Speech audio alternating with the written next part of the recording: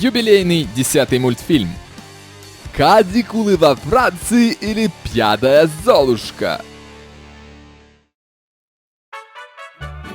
Румын, француз и русский на каникулах. Начало прямо как в классическом анекдоте. Было у меня два товарища по работе, француз и румын, с которыми мы понимали друг друга с полуслова, независимо от языка. Француза будем называть Жюль Верн, а румына назовем Дракулой, чисто для удобства. Жюль Верн выглядел как стандартный француз. Шутка! Это стереотип. Мой француз вот так выглядел. А румын выглядел не так, но и немного свежее, чем вот это чудо. Вот так вот он выглядел. Однажды летом нам предоставили целую неделю в качестве отпуска. Беспрецедентная ситуация, которой было просто грех не воспользоваться.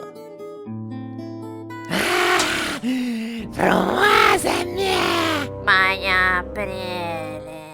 Жюль Верн говорит: Ребята, поехали на фестиваль на море. Как раз он сегодня начался. К тому же это происходит в моем родном городе. Каждый год там творится что-то невероятное. Бухло течет рекой, музон долбит на каждом углу, и самые лучшие тёлки расплавляют песок своими горячими телами. Как вам такая идея?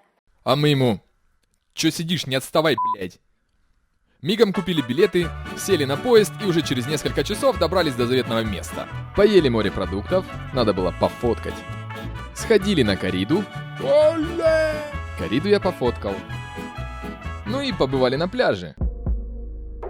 Хотел пофоткать, но о чем-то задумался. А потом меня отвлекли. И пошли переодеваться. Мы с Жюль Верном оделись по случаю, хоть и простенько. А Дракула, который в прошлом был фотомоделью, относился к своему образу гораздо серьезнее и готовился, словно старшеклассница на выпускной. Самец выходит на охоту. Le mâle, ton mascara coule un peu. Самец, у тебя тушь потекла. Ешьте, адеварат! Что, правда? Вечером летний фестиваль начал набирать обороты. Жюль Верн не соврал, и в городе действительно творилось что-то невообразимое. Мы пристроились на приглянувшуюся нам террасу и взяли выпить. Осторожно, не расплескай пиво на мою рубашку Армани, она дороже тебя стоит. Через некоторое время самец действительно вышел на охоту. И довольно скоро притащил с собой добычу с ярко выраженной грудинкой и весьма качественной филейной частью. Salut. Ромале, это Николь, Николь, sunt Ромале. Пацаны, это Николь, Николь, это пацаны.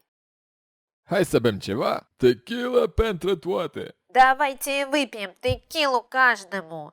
Я ни черта не понимаю, кроме слова текила.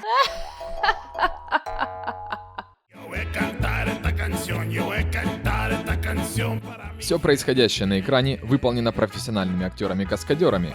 Ни в коем случае не пытайтесь повторить эти трюки самостоятельно.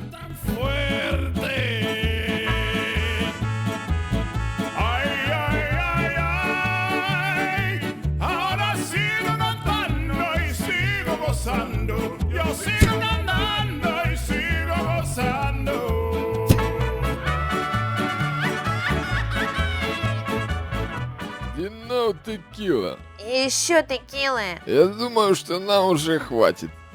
Ну? Это мне решать, когда хватит. Oui, Да, Renazva. придурок. Je ne sais pas ce qu'il a dit, mais il a raison. Не знаю, что он сказал, но он точно прав. Изрядно накидавшись и параллельно напоив подругу в хламину, а с ней и нас за компанию, Дракула решил перейти к активным действиям и сопроводить деваху к ней домой и остаться у нее. На чай, естественно. А потом еще и кофе с ней попить, но уже утром. Но не тут-то было. Et là, on А теперь мы пойдем ко мне, будем с тобой. Alors, monsieur le mâle, Что-то, уважаемый самец добыча, твоя протухла. Непереводимый румынский фольклор. По правилам первой помощи при алкогольном отравлении нужно... Хрен его знает, что там было нужно, я и сам в говно. Давай ее отнесем туда, где ты ее взял. Ну моментеск! Я не помню, где ее нашел. Хорошо, что организаторы фестиваля расставили медицинские палатки стратегическим образом в радиусе 200 метров, чтобы покрыть всю территорию, на которой происходила эта вакханалия. Давайте ее отнесем в медицинскую палатку, выпаливаю я. Прежде,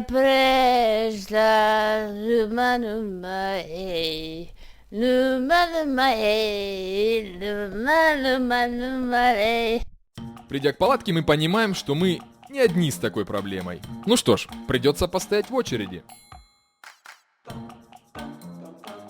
Тебе не кажется, что они... Non. А теперь сделаем так. Я не очень люблю всякую гадость, так что зацензурю рисованными лайками некоторые моменты. Возможно, как раз эти рисованные лайки мне принесут реальные дизлайки, но все же, как говорят, из песни слов не выкинешь, так что предупреждаю, сейчас будет трэш. Если в 25-летнего Дракулу весом 75 килограмм влить большую дозу спиртного, то определенно этот парень ощутит сильное головокружение и тошноту, обусловленные мощным алкогольным опьянением. Он с ними, скорее всего, сможет достойно справиться, хотя утром будет вести себя как самый настоящий упырь. А вот если ту же дозу спиртного влить в менее опытную 20-летнюю Николь с ее 45 килограммами, то последствия опьянения могут выглядеть гораздо менее достойно.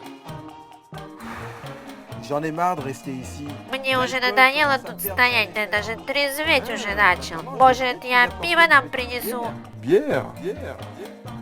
3, 2, 1...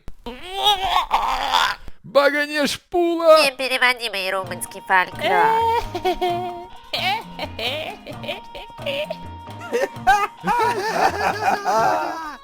Осторожно с моей рубашкой, Армани!